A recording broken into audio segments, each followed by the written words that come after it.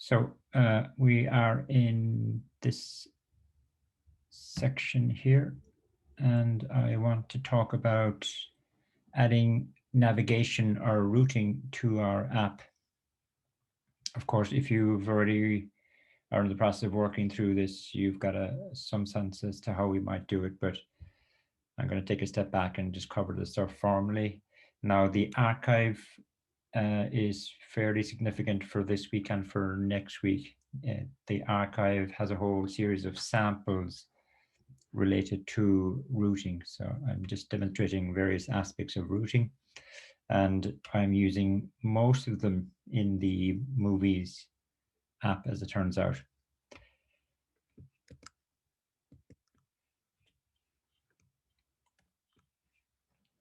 So the first point is the React framework itself doesn't actually support navigation or routing. It comes because you might remember the very first thing I told you about React is that it's all about the V part of MVC, which is just the view part. So it doesn't deal with navigation, but there are a number of third-party libraries or modules that do, and probably the most important one is, or the most popular one is one called React Router, but it is a separate library maintained by a separate team. In general, what routing or navigation is all about is about giving us the ability to have multiple views in our app. I'm also referring to flows there. A flow is where you kind of go from view to view. If you think of your typical checkout procedure where you go through a number of steps to complete the checkout, well, we refer to that sequence of steps as being a flow. I don't implement any flows in the Movies app, but you can anyway. The second point is, and this is really central to the web in general, it's all about keeping the URL of the browser in sync with what is being displayed in the screen. That's how the web works from day one when we had the static web world.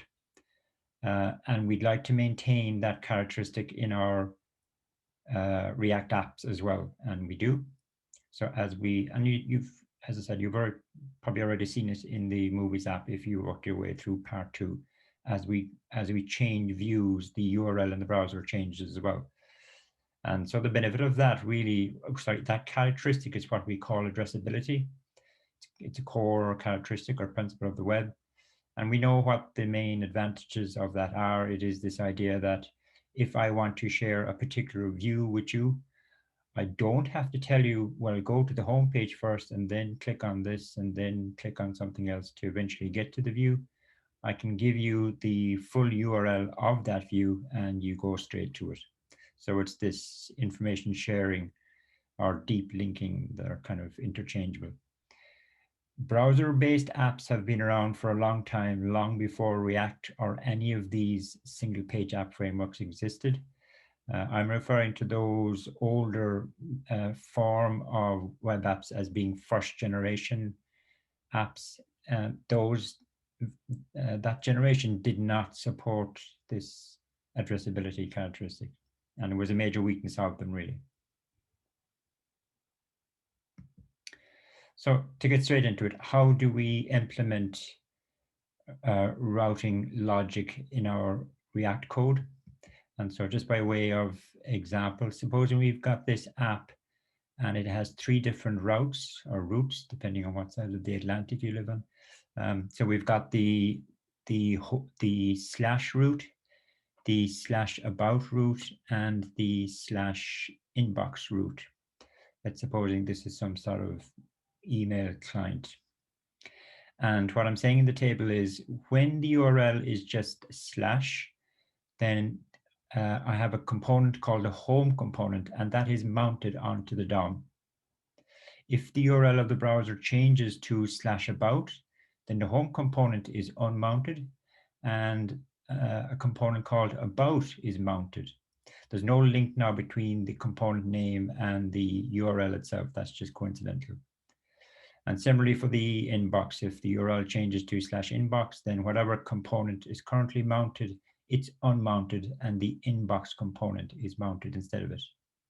Now, these three components, they may have children as well.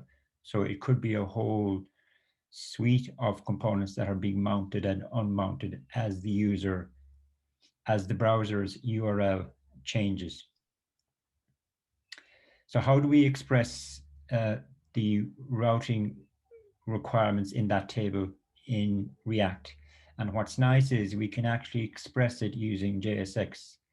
This React router library that we are using here now, its very first version, you kind of implemented your routing logic or your routing configuration in a kind of procedural or imperative coding style, which wasn't aligned as such with the whole React model, because the React kind of programming model is very declarative in nature. So anyway, the more recent versions of this React router library allows us to express it using JSX, i.e. in a declarative way. And you could kind of make sense of what this JSX is saying, in that it's saying, well, if the browser's URL path is that, then mount this component onto the DOM. If it's that, then mount this one, and so on. Now, the role of these other components that are wrapping these route components, this is the component that is responsible for essentially kind of watching if the browser's URL changes.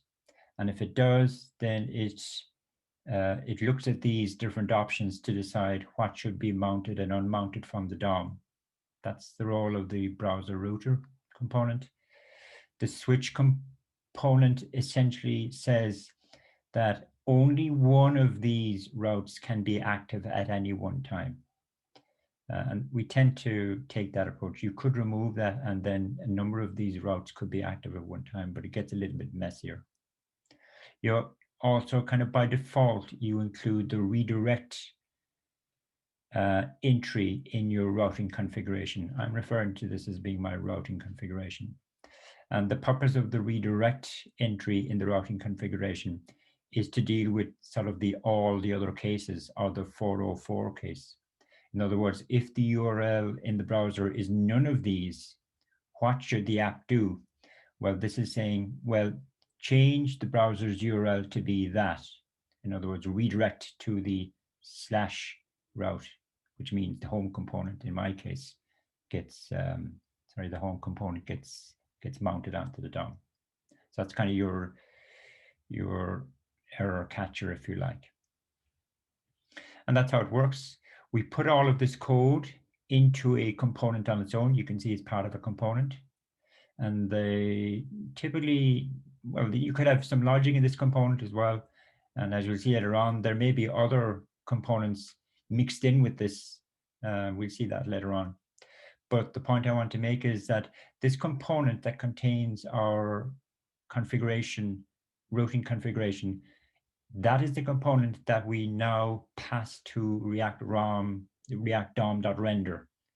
In other words, this is the component that's at the very top of our component hierarchy, and it's constantly there. And that makes sense because we always need to make routing decisions, or our app will always need to make routing decisions as the user kind of navigates around the place and interacts with the app. And you can see that's what's happening down here. That's what I'm attaching to the DOM essentially as part of my application startup.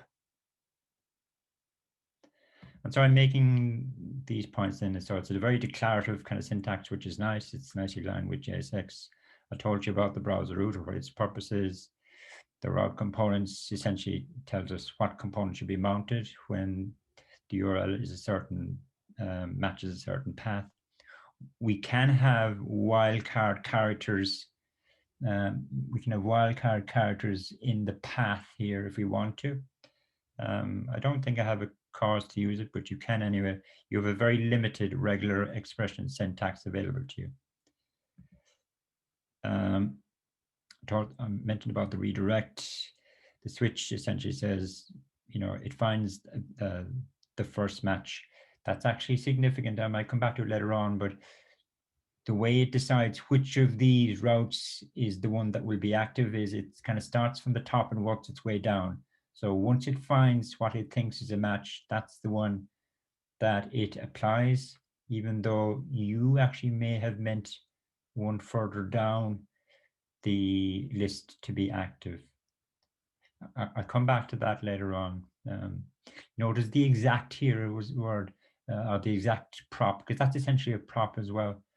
And you know, it is what it says. We're saying only when the URL of the browser is exactly this, then do I want the home component to be mounted.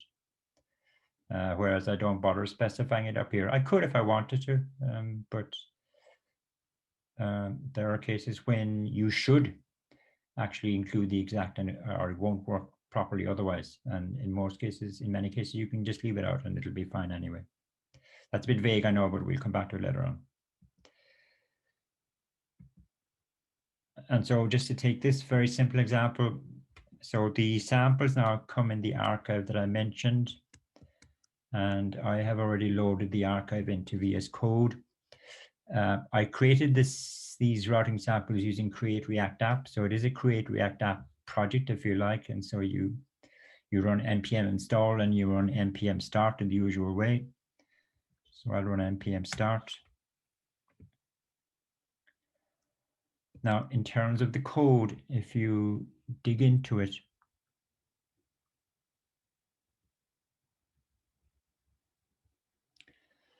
you can see there's a whole series of sample folders within my source folder. And the way you actually play with this is, depending on what sample you want to explore, what you've got to do is go into the top level index.js file, this one here. And you can see it just has one line of code, and you just change it to whichever particular sample you want to experiment with. And obviously, anytime we change this, then the Create React app will do its retranspilation, etc., etc. So currently, it's referring to the sample1 folder. And if I look inside sample1, then so it just has one file, index.js. Now I've kept it simple for myself, really. I've actually stuck a whole bunch of components into the one file. But here's my routing configuration, which we've already seen. And my various inbox, home, and about components, they're just here as well, just for convenience, and they don't do anything interesting. Okay, and just to see it in action, for now, I'm going to have to manually change the URL.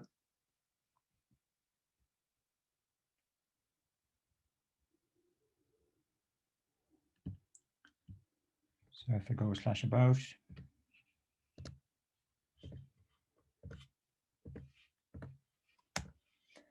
then it changes. Now, interestingly, like if I go supposing I change it to /inbox,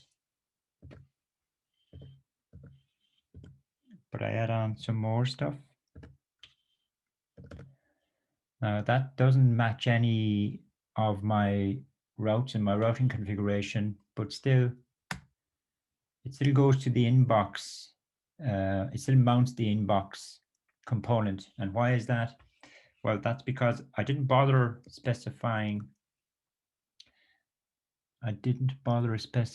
exact here. So anything after /inbox, it'll still regard this entry as being a match. If I did put exact here, in fact, let's just do it.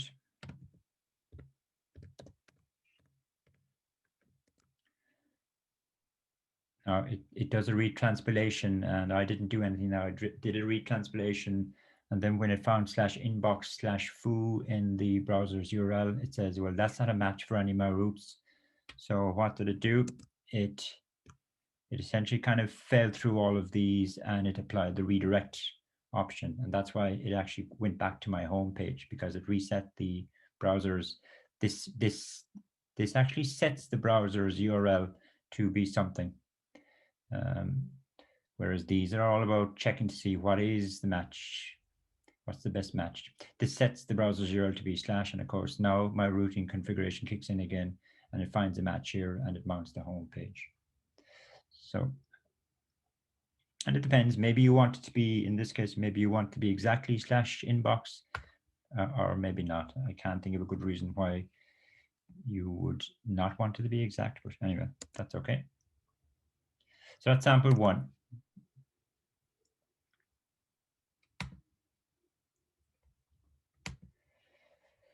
Next thing is, how do we implement hyperlinks in our React code? Well, it turns out that the React router has a special component called the link component, and you're advised to implement all your hyperlinks using this link component, as opposed to the standard HTML anchor tag. If you have a link to something outside of your app, to an external app or to an external web page, then you can use the anchor tag for that. In fact, even if you've got links that are internal to your app, the anchor tag will work as well. But there are some extra benefits to using the link component to express your internal hyperlinks. I think the overall guidance would be always use the link component when you are coding internal links within your React app. By internal, I mean links from one view of your app to another view. So I'm illustrating the link in sample two, but essentially what in sample two, I've put these two hyperlinks at the top of my homepage, and no guesses as to what they're going to do. If you click on them, they'll bring you, well, sorry, if you click on this one, it will change the browser's URL address to /inbox. And whenever the browser's URL changes, then automatically the React router starts checking to see which component should I mount. And so the question is, how do I implement this hyperlink here? Well, I use the link component, and this is how you actually code it. So the link component takes one prop, the top prop, and what the top prop specifies is, what do you want to change the browser's URL to? And you specify the actual path name. Always use absolute path names in the top prop of link. Now, just for convenience, I'm wrapping my hyperlinks here in an unordered list. The UI doesn't look great. They should have some better styling, but we'll cover that later on. So that's it, really. That's how you implement hyperlinks, internal hyperlinks in React using the link component. And what it does is, when you click on that hyperlink, it changes the browser's URL to be whatever you specified in this string here. And as I've already said, whenever the browser's URL changes, then the routing configuration that we had on the previous slide, that gets re-examined to determine what component should be mounted and unmounted. So you can look at sample two yourself. I won't look at the code, but there's nothing interesting in it other than these hyperlinks implemented with the link component.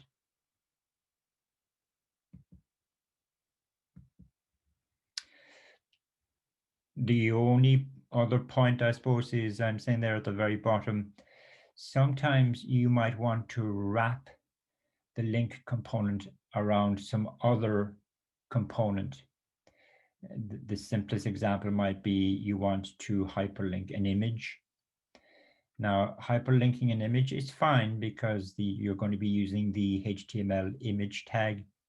But if you're using some third-party library, and I'm mentioning one in particular here, the React router, the Bootstrap React library.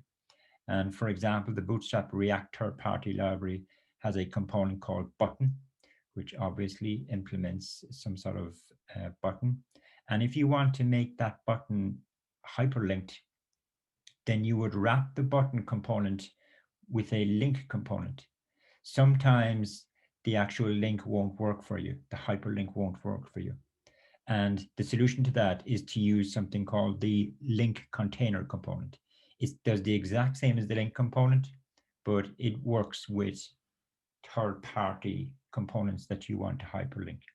That's just, by the way, in case you are using some third-party libraries in your project and you want to hyperlink something non-standard, and for some reason the hyperlinking isn't working, Well, then change from using the link component to using the link container component, and that will fix the problem. The next thing I want to illustrate is something called dynamic segments, which is React Router's term for these, but more commonly we refer to this whole area as being parameterized URLs. A parameterized URL, this is a generic kind of web thing now. A parameterized URL is where you have a URL and part of the URL is variable or is a parameter. And presumably the parameter value has some meaning in the context of the URL itself.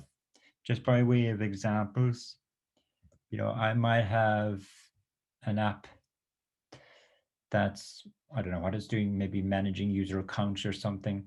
And one URL that I want to support is /user/22, but the 22 actually is meant to be a parameter that has some meaning in this context. And maybe 22 might be a user's ID. And so if the URL of the browser is that, then let's say that the app displays some profile information about user 22. But if the URL is /user/50, then it's going to display information about profile information about user 50. So this is meant to be variable or a parameter. Here's another example over here. So the parameter can be anywhere within the URL path. And in fact, paths can have more than one parameter. Now, there's two questions arise. One is, how do we express these parameterized URLs in our routing configuration? And number two, presumably the component that gets mounted as a result of a particular path being active, presumably the component that's mounted wants to actually access the parameter value itself to do something with it, maybe make an API query or something like that. So how do we access the parameter within the mounted component? These are the two questions that we would ask. And so the answers to them are, if we take our little fake email client that we're Myriad building up here, it might be that in our email client, we want to be able to support, here. We want to be able to support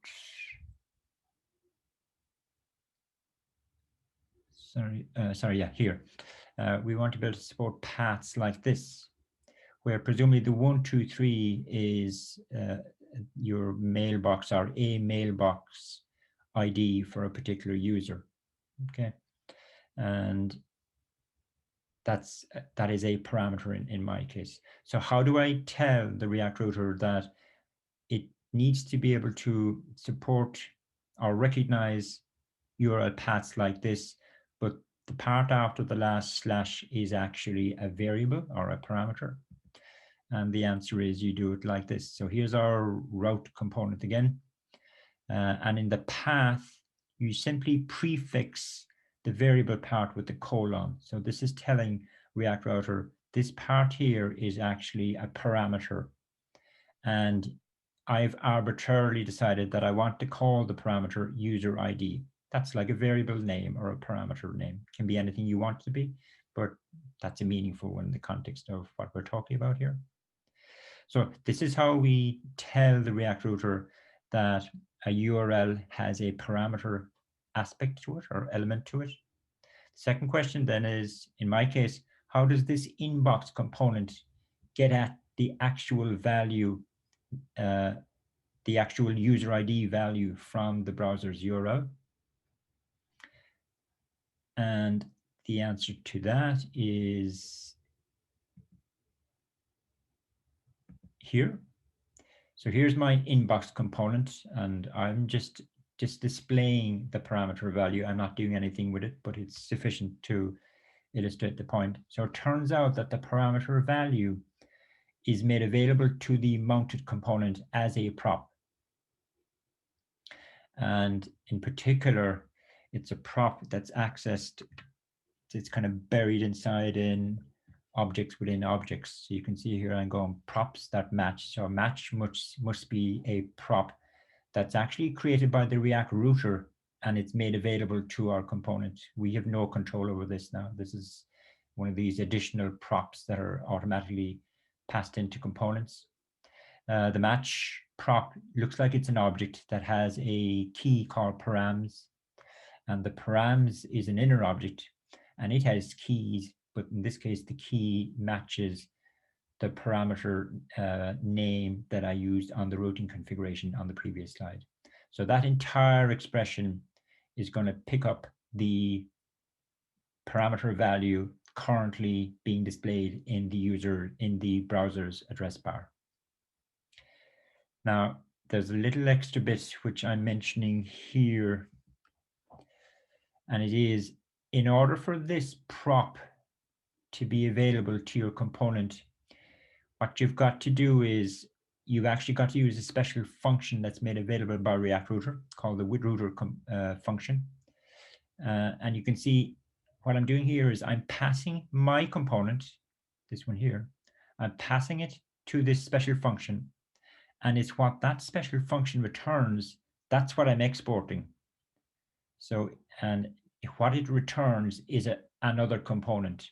It essentially, the WAD2 function essentially takes your component and it enriches it or enhances it. And one example of the enhancement is it makes this extra little prop available to your component. Ordinarily, this prop would not be available to other components, but it is available to our one because of this little trick here.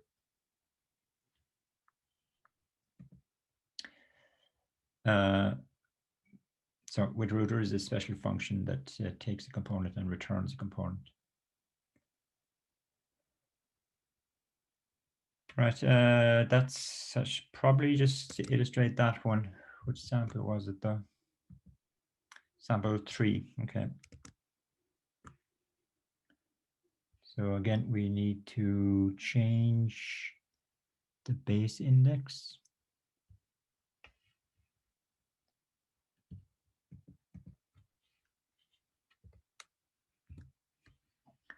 And we've seen the important part, but just to reinforce it,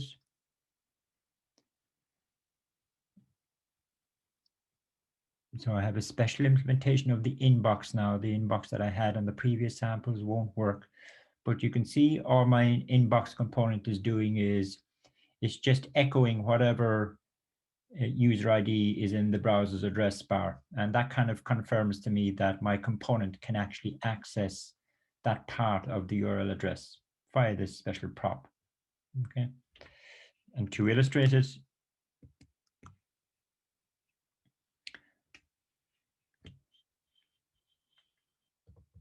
just for convenience, in the home page, I've got 2 hyperlinks here. And when I click on these hyperlinks, and these are implemented with the link component, but when I click on them, look what happens in the browser's URL address. So I click on this one, and it becomes /inbox /1234. And here's my inbox component actually echoing the 1234. So that kind of proves to me it can access it via this props.match.params, etc. Or if I click on this one, it's now /inbox /4321. And again, it's echoing that. So I'm not doing anything interesting with the user ID value, but in general, in more real world terms, you would probably use it, as I said, perhaps to make an API call or something like that. So that's parameterized URLs or dynamic segments, as React Router calls them, which is kind of a meaningless term, really. And the thing to remember is this bit here. If I just go back, and if I go into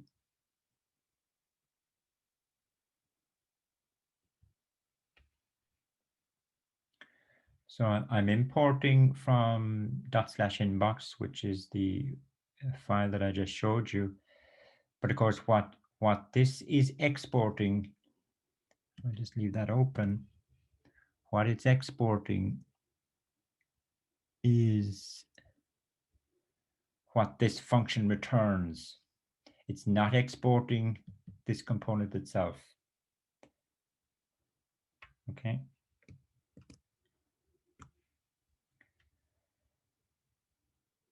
So we use parameterized URLs a lot really in our React app. So it's important that you're comfortable with that. Next, we have nested routes. And the objective here is where a component's children are dynamically determined from the browser's URL. So let's suppose we've got a component and it has 3 children. In other words, it uses 3 other components in its JSX.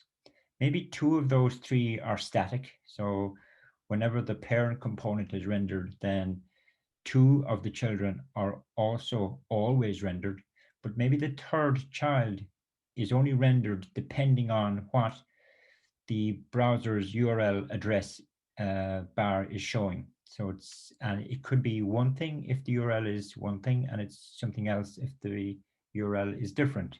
So it's somehow dynamically, this 3rd component is dynamically determined based on based on the browser's URL address. And it's really an enhancement of this addressability characteristic. So to try and continue on with the same kind of use case now of this inbox. So what I decided is, let's supposing I have, or what I want is, I want kind of 3 scenarios really. If the browser's URL is /inbox/ a user ID, then mount the inbox component onto the DOM. However, if there's a /statistics at the end of the URL address, then as well as the inbox, I also wanted to mount the stats component. So this is somehow dynamically determined.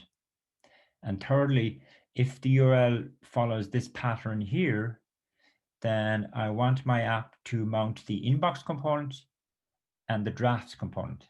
So it's either mount the drafts or the stats component, or don't mount any of them if the URL in the browser is just like that. So I've got 3 different views, if you like, that are all determined by the URL of the browser. So the question is, how do I express these 2 additional kind of requirements in my code? And the answer is, you can actually put a route entry into an ordinary component. And so this is how we actually do it. So this is my inbox component, which has some ordinary JSX, but then it actually has some route entries mixed in as well. And so what the effect of them is, probably can work it out at this stage. So this is just saying, if the URL browser follows this entire pattern here, then mount the stats component in addition to mounting this component itself, in addition to mounting the container, if you like. And this is the other option then. So just to see it in action, example 4. And again, I use this technique in the Movies fan app, either in the next part, I think in part 3. There's example 4.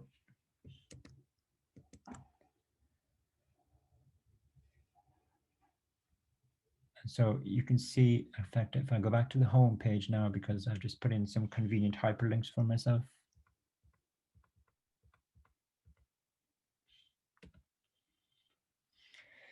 Right, so this says, if I click on this link, it's just going to mount the inbox component on its own, but the important thing is to watch the URL address. So here's the link, here's the URL address.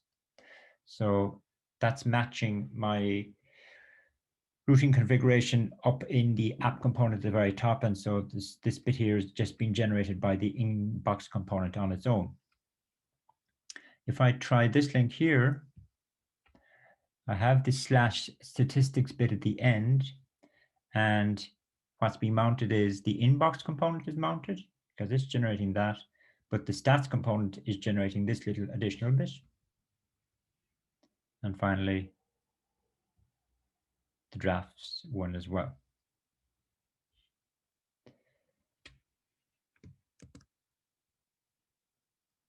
Don't know if there's a whole benefit of, there's really a benefit to looking at the code, because you have the essential bit. The essential bit of code is what you see there on the slide.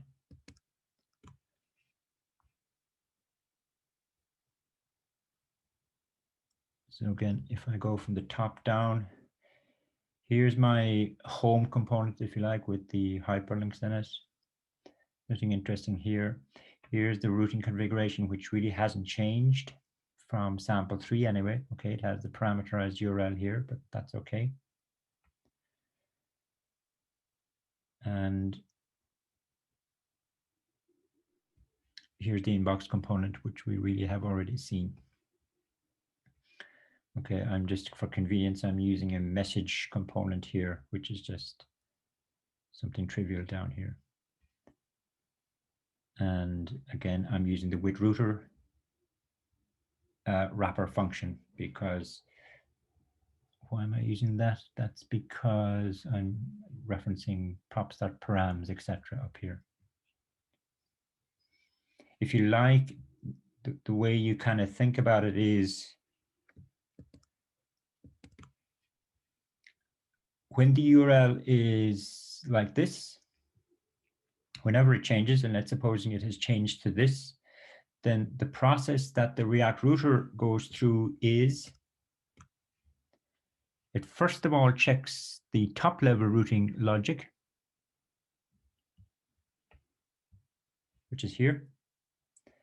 And the best match you can find is this one. So it mounts the inbox component, but in the inbox component, it has some additional routing entries. And so the React router examines those as well. And in our case, it found that the second of those routing entries, which was this one here down at the bottom, that actually matched up, because my browser's URL ended in /drafts. That matched up, and it, in addition, it mounted the inbox, it mounted the drafts component. Not sure what would happen if I tried this.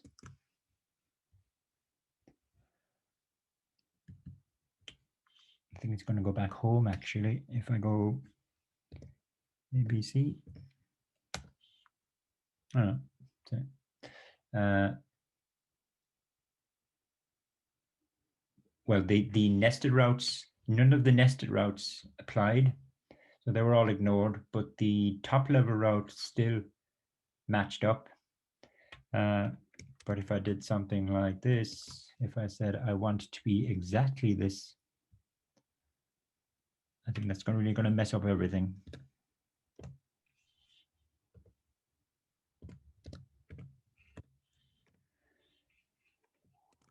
Send it back home now, I think.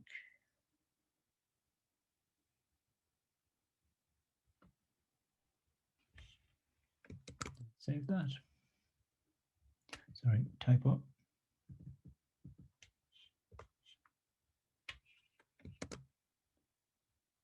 Yeah, sends it back home.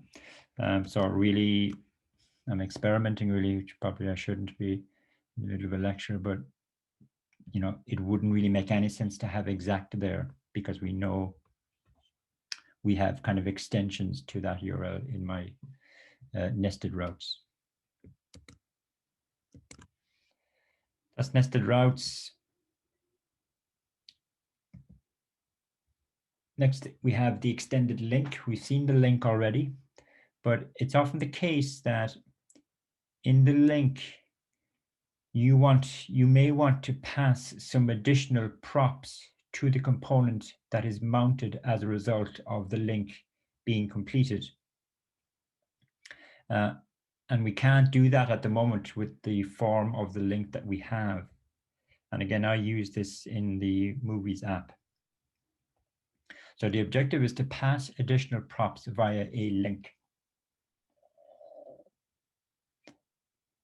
And sample 5. So what I do here, and it's a kind of a made up example really, it's not really, it doesn't make any sense, but I've decided in the inbox hyperlink there,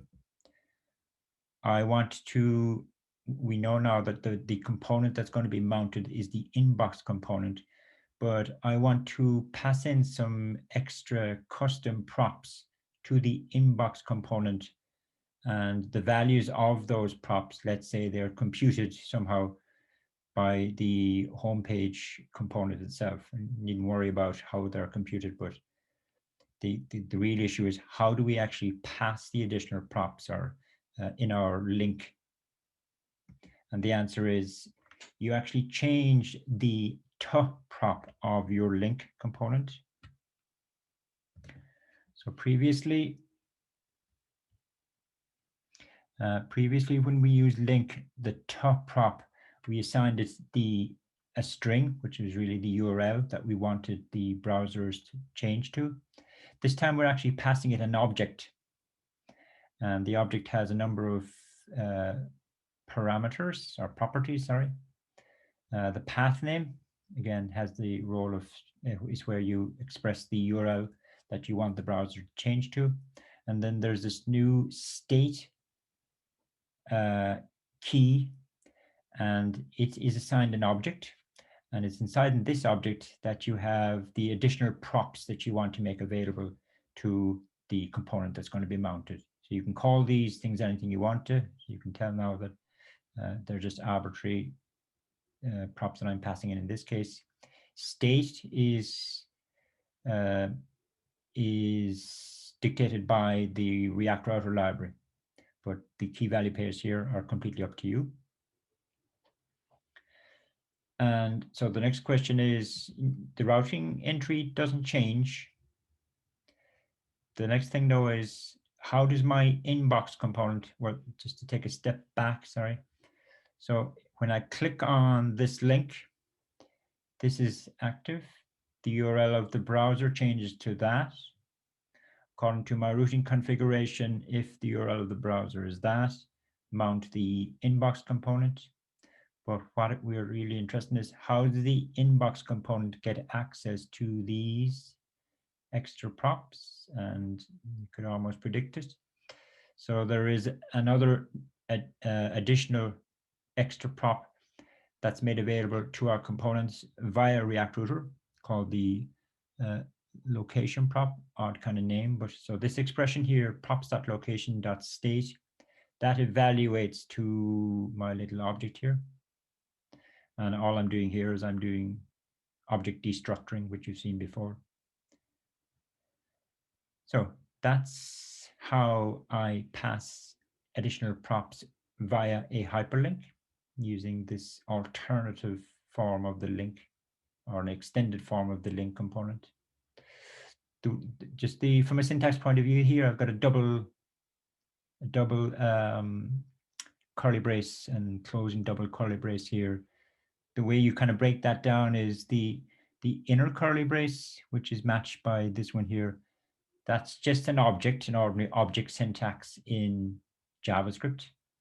The outer curly brace, and it's matching one down here, that's really dictated by React. You remember when I talked about how do we embed variables in our JSX, and you've got to wrap the variable in curly braces. And essentially that's what the purpose of this the outer curly brace is. You know, I could have created this object elsewhere in my code and assigned that object to a variable, and then I would just use the variable name here instead. But we tend to use it like this, or you tend to see it used like this, where we just inline the object within the to prop assignment.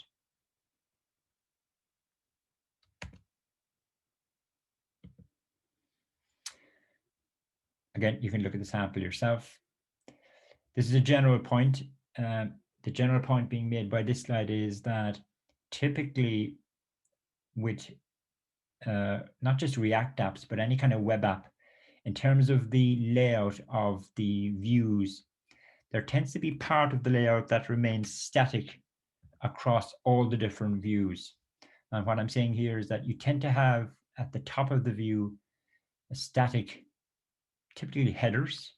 You may have a footer at the bottom of every view that remains constant, and you may have a side menu that remains constant across all your views.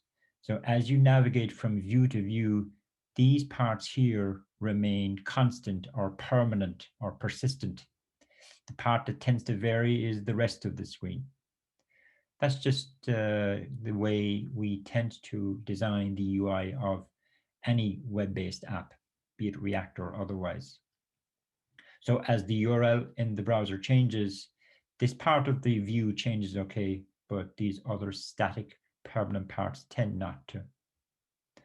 So the question is, how do we achieve these static parts in React using React Router? So by way of illustration, for my little sample app, let's supposing I want to have this constant header across all the different views, and I also want a constant footer across all the different views. And as I said, they typically contain navigation links in them, but they don't have to. So here's another view from the same, with the same header and footer. Here's the answer. You simply, within your top level routing configuration, you put in the JSX code that you want to be permanent across all your views.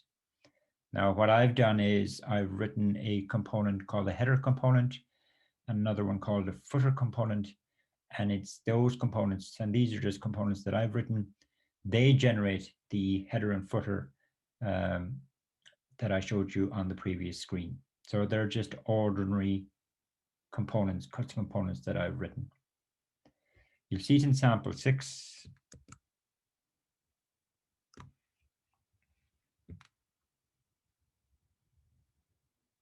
Sample 6.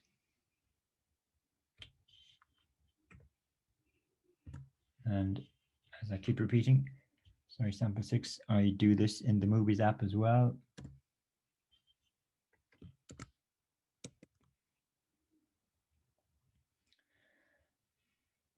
So we get a more kind of slightly professional look to our app, I guess, is the idea. So as I navigate around,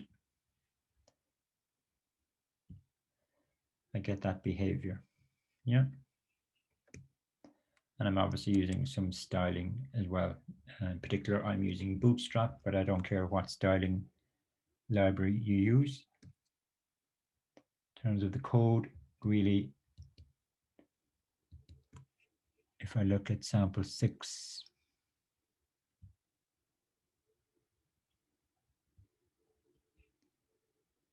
then, you know, here are my footer and header components.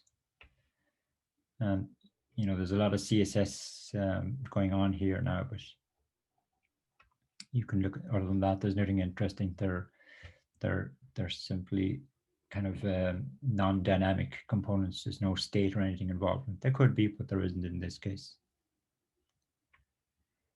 Don't know if you've used, I think you may have used Bootstrap in web app 1 or somewhere along the lines, but as I said, I don't care what CSS library you use. And other than that, there's nothing interesting in sample 6, really. The routing is fairly standard. So that's sample 6, but you can see, sorry, I'm kind of freaking around a lot now. You can see I have samples 7 and 8 as well going on. Now I'm not actually going to cover sample 7 and 8 and even 9. I may not cover 9 at all, but 7 and 8 I will cover next week. The reason I don't need to cover them this week is because we don't need them for the next part of our Movies app development. Now, if I go back to the website, there's a second set of slides that I'm going to talk about a little bit, if that's okay, even though we're gone 5 past the hour. But the reason I want to cover them is because they are required for the next version of the Movies fan app, which I think is this one. Right. There's only a small few slides here now, so try and bear with me. So the title is Design Patterns. design patterns is a software engineering topic, really. It's not unique to the web world or to the web app world. What are design patterns?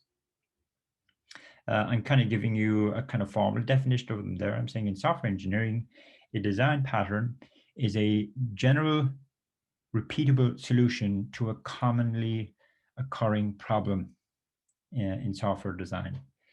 So like it turns out over the years, with all the software development that had been done across various domains, the kind of problems that people are trying to implement software solutions to are recurring problems in some cases.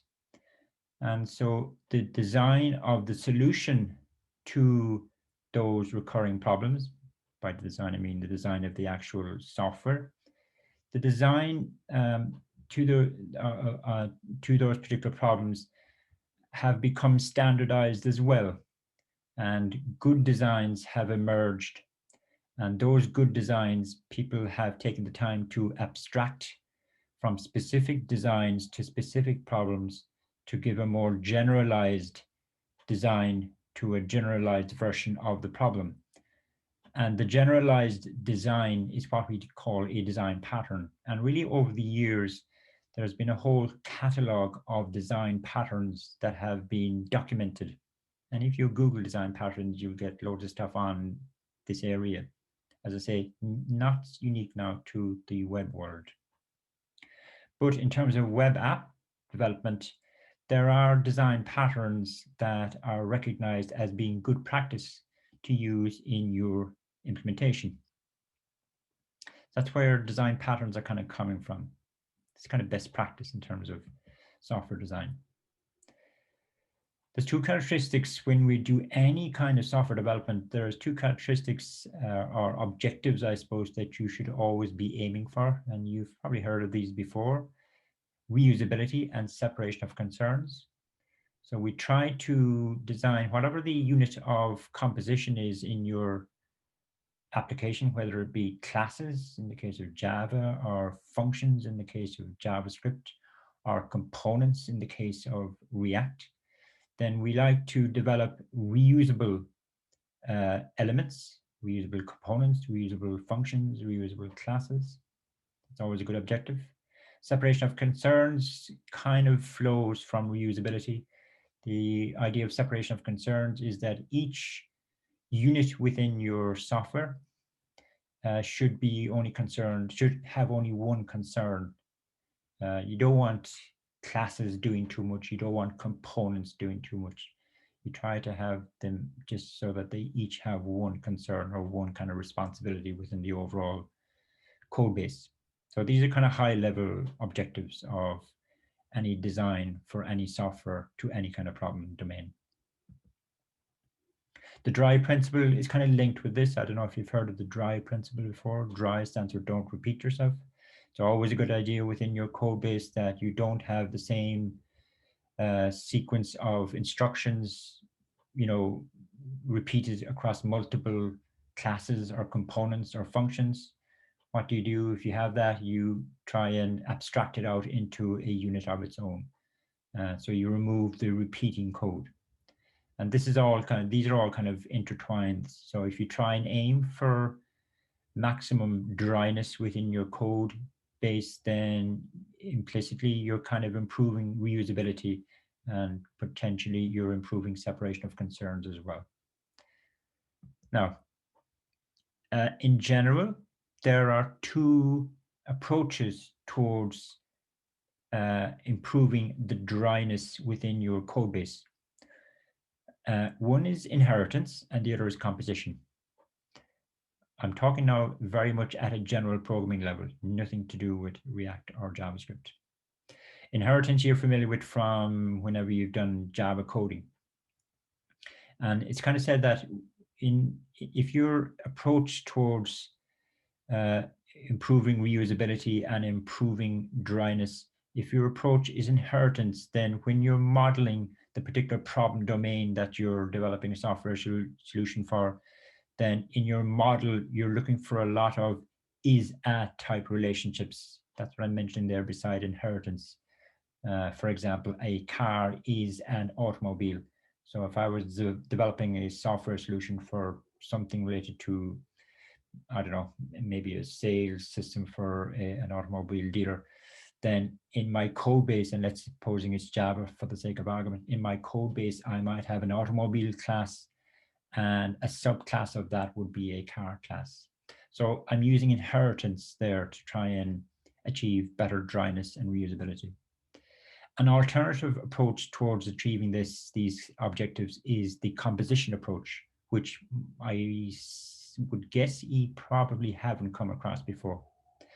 And unfortunately, that's the approach that React takes. But anyway, in a composition approach towards looking at a problem domain, you're not looking for is-a type relationships, you're looking for has-a type relationships.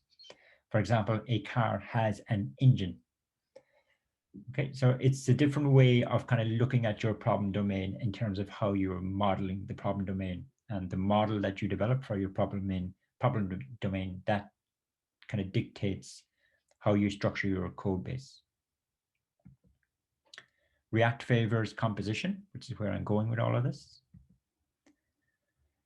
And linking this back to patterns, then there are design patterns that follow this composition style of software design, which have emerged within the React world. And I'm mentioning three of the most commonly used patterns there: the container pattern, the render props pattern, and the higher order components pattern.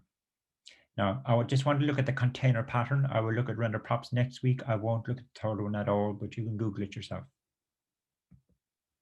Before I talk about the container pattern and its use in React, I just want to define something, which is this term called children. I'm defining it here just in context of ordinary HTML. So if you look at that little bit of HTML there, then we would say that the div element has two children, the H2 and a UL.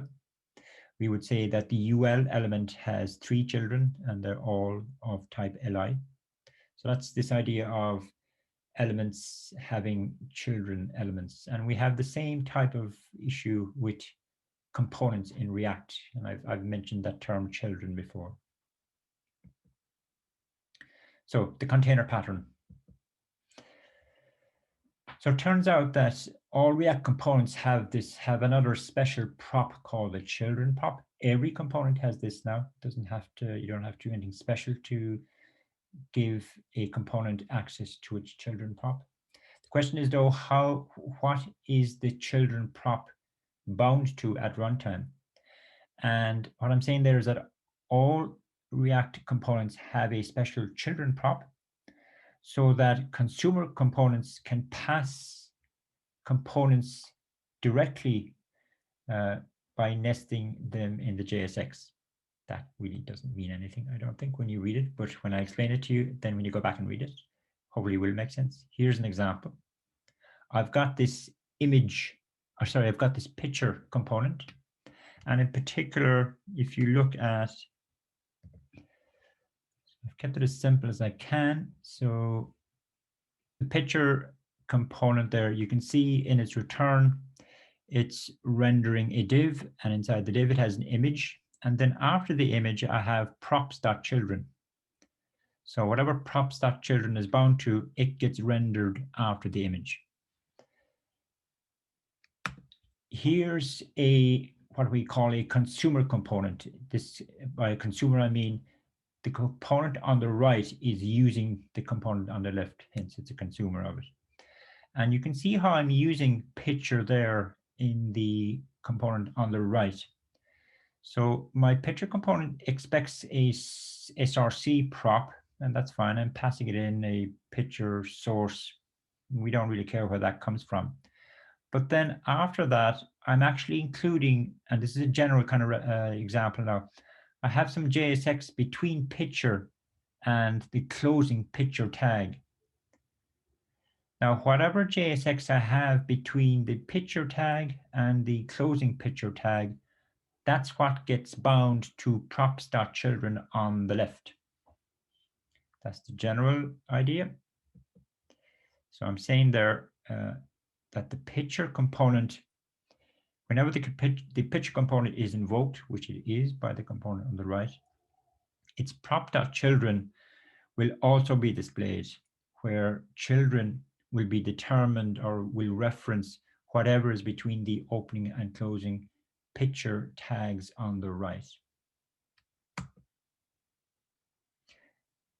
The idea here is that we're decoupling the picture component from some of the stuff that it actually renders. So to try and further explain this, here's some examples.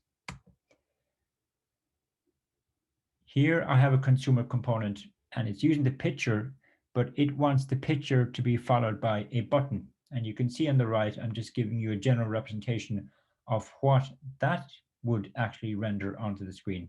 It renders my image followed by the button. Now, I would have to use some CSS to guarantee that the button follows the image. That's what's important. It's this idea that the consumer, this component on the left here, is telling the picture what to render below the image. It's the consumer is actually dictating what should render below the image of the picture. Here's another example. This time the consumer is telling the picture, I want you to render an unordered list of stuff after the image. And here's a third example. So in all of these cases, this is kind of what we would say. We would say the picture is being composed, which is this whole idea of composition. The picture is being composed with other elements or components kind of at runtime. And this is the container pattern idea. The container in this case is picture, and it's kind of a wrapper for other elements or components, and the other elements or components that it contains are actually being dictated by the consumer component. The consumer component is the one that's kind of invoking picture, all of those examples on the left there. So what it means is that my picture is reusable for a number of different use cases, which is back to my original point of reusability. That's our objective here. And that's the container pattern. The other pattern and render props I'll talk about next week. I think as I'm over time, I'm just going to keep on going over time. Sorry about this now, because I cover this as well in the next part of the lab. This is becoming a habit now. I'll try and break this habit of going over time. But custom hooks, we know what hooks are. Custom hooks are what allow us to actually extract the hook logic from a component, extract it into a separate function, and thus making that separate function reusable across multiple components. So it's this idea of reusability. Again, try to achieve reusability, but reusability of your React hook code, which is the use state, use effect hooks that we've been talking about. Here's an abstract example. So I've got some sort of library application, Maria. It's got a book page component, and I've got some use state and use effect hooks being used there. But perhaps there are other pages within this application that also requires a book state and the use effect hook.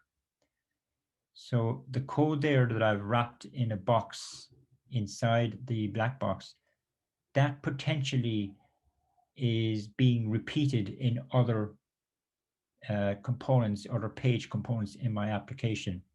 So I'm violating the dry principle because I'm repeating the same code. How can I prevent that from happening? And the answer is you take the code that I wrapped in a box there and you put it into a separate function. And that separate function is what we call a custom hook. So here's my special function. It's an ordinary function in one sense. What's not ordinary about it is, number one, I've prefixed the name of the function with use. And that's actually necessary from the React transpiler's point of view. We know that hooks should only be called at the top level of a component. You can't nest a hook invocation inside an if statement, for example. And if you try and do that, the transpiler will complain. But the only reason the compiler knows that you're misusing the hook is because all of the hooks that come with React begin with the prefix use. So by you naming your custom hooks with the use prefix, then you get the actual same benefit. The React transpiler will actually spot improper use of your custom hook. So that's why we prefix it with use. Other than that, it has no other effect, but it's an ordinary function. And you can see that I've essentially just picked up the code from my book page component on the previous page, and I've dumped it into this custom hook function of mine.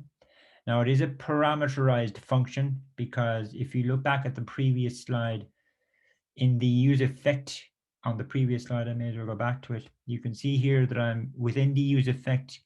I'm using the ISBN value to control my API call, as you can see there.